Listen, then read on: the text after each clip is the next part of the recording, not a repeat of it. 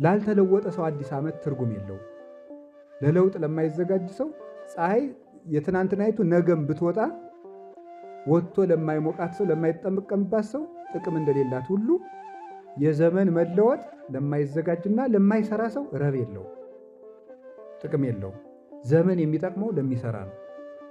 ስለዚህ ማደግ አለብን። ልብ ማደግ አለበት። አይምሮ ማደግ አለበት። እየጠፋ ሰው እየጠፋ ከሄደ ቢቀር ይሻላል። የሚያጠፋ እድሜ ምን ይጠቅማል? አንዱ እድገት ነው። ሁለተኛ ጌታ ወዳለበት መድረስ። እስኪ በሉ ምን አላችሁኝ? ጌታ ወዳለበት እስክንደርስ ድረስ ይቆየን። እስክንደርስ ድረስ ክርስቶስ እድሜ ይሰጣል። ካሁን በፊትም ተናግሬ ያውቃለሁ። የማቴዎስ ወንጌል ምዕራፍ 9 ላይ ያለ ታሪክ ነው። ሁለት እውር ሰዎች ነበሩ።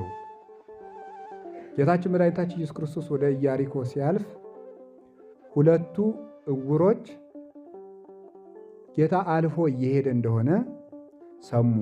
ምናልባት ለመነኮሳት አንድ ቀን ለእናቶች ብቻ ትምህርት ሰጥቼ አውቃለሁ። ይሄንን ለእናንተ ድግም እንዳይሆንባችሁ፣ ግን የእግዚአብሔር ቃል ሁልጊዜም አዲስ ነው።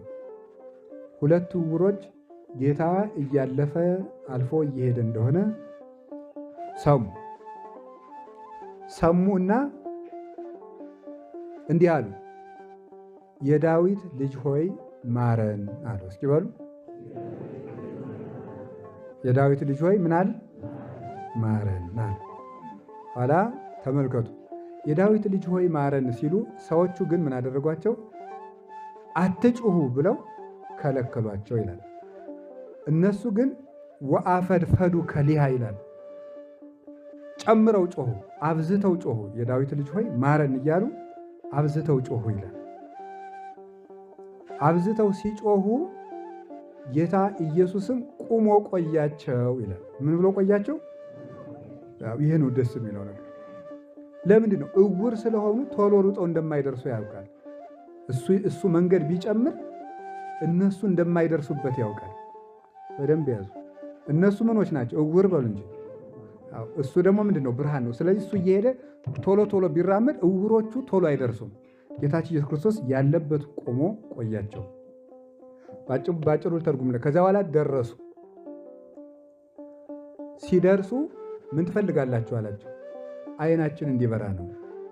ይህን ማድረግ እንዲቻል ታውቃላችሁ? አዎ፣ እምነታችሁ አድኗቸዋል። ዓይናቸውን አበራላቸው። ይህ ምን መሰላችሁ? እውር የሚባለው ክፉና በጎ ያለየች የክርስቶስን ብርሃን ለማየት ያልበቃች ብቃት ላይ ያልደረሰች ነፍስ ናት። ገና እውር ማስተዋል የሌላት ነፍስ ማለት ነው። የክርስቶስ ፍቅር የማይታያት እንዲሁ በደፈናው ዝም ብላ አምላኪ የምትል ናት። እውር ናት እሷ። የሁላችን ነፍስ ናት እሷ ማለት ነው።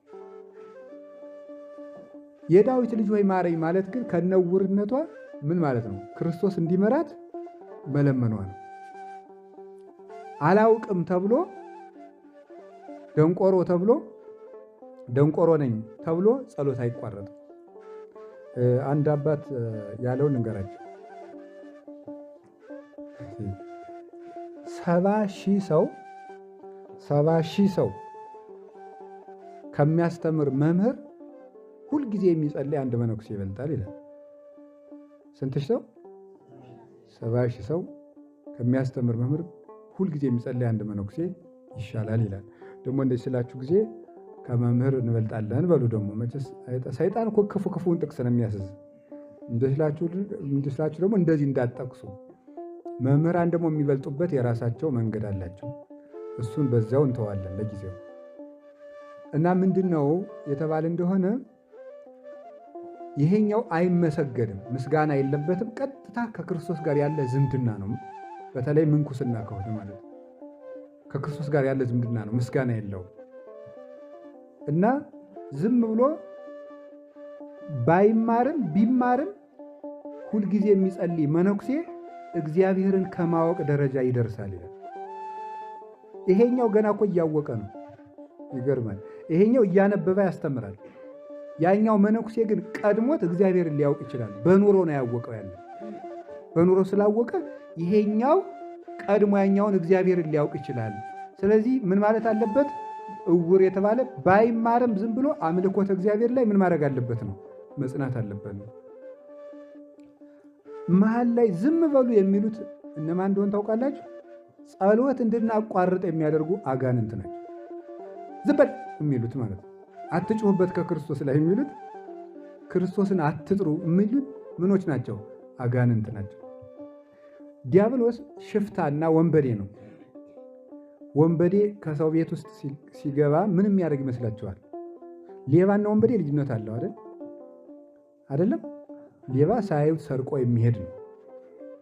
ወንበዴ ደግሞ ባታየውም ሰርቆ ይሄዳል፣ ብታየውም አፍክን አፍኖ አስሮ ገንዘብን ይዞ ይሄዳል። አፍን የሚያፍነው ሰውየው ጮሆ ጎረቤት እንዳይደርስለት ነው። ስለዚህ ዲያብሎስ ወንበዴ ነው። ጎረቤቶቻችን ቅዱሳን መላእክት ናቸውና ጻድቃን እንዳይደርሱልን አፋችን ያፍናል ማለት ጸሎት እንድናቋርጥ ያደርጋል። የዲያብሎስ